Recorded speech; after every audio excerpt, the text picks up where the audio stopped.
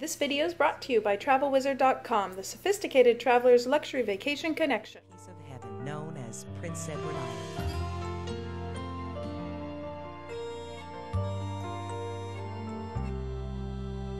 Where do you find the feeling like a child again? There's a place you can go, watch the white caps roll on a beach that never ends. Take a walk through fields of emerald green. Take along a friend. Come hold our gentle island in your hand. The charm of the island and its people has a most unusual effect. Visitors to the island return home not only refreshed, they often claim to have been transformed. Many visitors have been so affected, they return again and again. Some return permanently. This is the story of three people whose lives have been changed forever by this island effect. John Bill, three-time Canadian oyster shucking champion, understands this island effect well. When I came to PEI for the first time about 15 years ago, I just couldn't believe how much more colorful and vibrant it was. Blues were that much bluer. Greens were that much greener. Cliffs were that much more spectacular. And I still say it today. It's prettier than the pictures. When you get here, you realize that this is something really special. I've been in the seafood business for about 20 years. I realized there was something really special going on with PEI Seafood.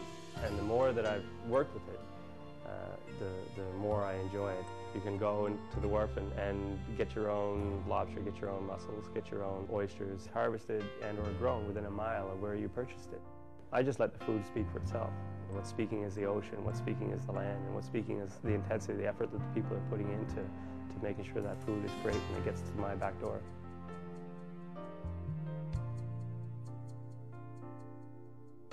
I'm still constantly in awe of how good the seafood is here. Anywhere you're on the island, you're within 20 minutes of some truly spectacular dining.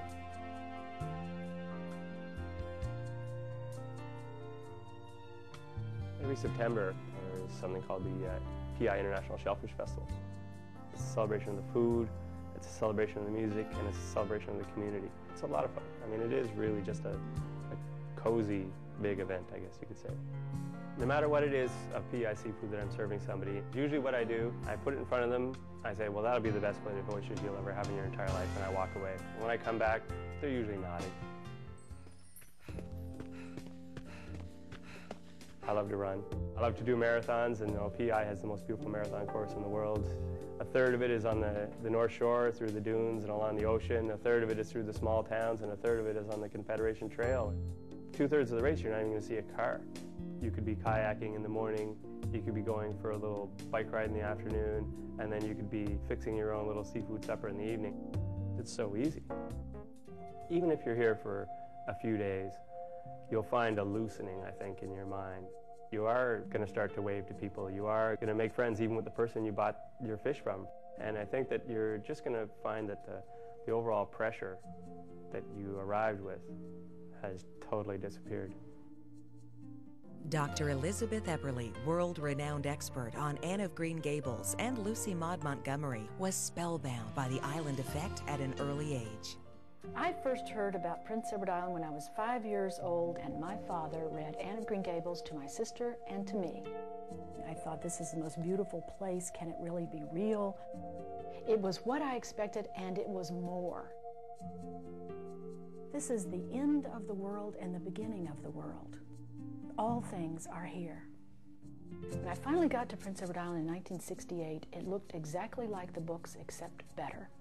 Mama and I drove out to the edge of the shore, and I stood where I'm sure Montgomery stood many times and looked out over the sweep of dunes and over to the flashing light, the lighthouse, and to the red cliffs and those wheeling gulls. I was enchanted by them. If a person comes to Prince Edward Island looking for Lucy Maud Montgomery's island, they find it immediately. And you can still find the winding red roads, you can find the arch of the branches, you can find all that sweep of the dunes and the beautiful contour of the lands. It's not just that the land hasn't changed, the people haven't changed. There's still a love of a slower way of life, and you feel that in the way that people love the land and have taken care of it. You go downtown in Charlottetown and you see crowds of people and you feel like if you just squint your eyes a certain way, they could have costumes from any era, because there's something about the way people move on the island. They slow down, they're nice to each other, and suddenly you feel that maybe this is the way all of life should be. Maybe it should be like the pace of life on Prince Edward Island, gentle and slow and secure and wonderful. I think when people come to Prince Edward Island, they think that it's not going to change them. And after they've been here a few hours even, I've seen people say, you know, I'm starting to feel something. I'm starting to feel, I think the word is relaxed. Prince Edward Island changed my life because finally I had a real home. Nothing was as beautiful, nothing was as restful, nothing was as loving as Prince Edward Island, and I know I'm in the right place. Doug Riley, world-famous jazz musician and composer, has been inspired by this island effect. I think there's what a lot of people have called a magnet. And I've toured this country probably 8 times, and I was drawn to this coast. It's dramatic. Changes in weather are dramatic. The local color, the culture, the people. We discovered that the people, the warmth and the friendliness of the people matched the beauty of the land. Well, we started coming out for summer vacations. We knew some people on the island, and they had an extra place that we could rent. When I come off the road, I can't wait to get back here. Just put my feet up, hang out with my dogs and my wife, and read books, sort of recuperate before I have to go out again. Here, you can actually commune with nature. I mean, I've never felt as close to nature as I do when I'm here. There's nothing to distract you. There's room to think, there's room to actually create without having this tremendous cacophony around you. I guess I was trying to recreate that musically.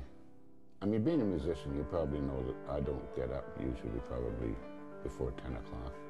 Our neighbor down the road here is a lobster fisherman, and I've gone out with him a few times. Got up at 4 in the morning and watched that green line go across the horizon just before the sun rises, and how beautiful and silent and quiet it is. Now all of a sudden all this little cacophony of sound starts around you.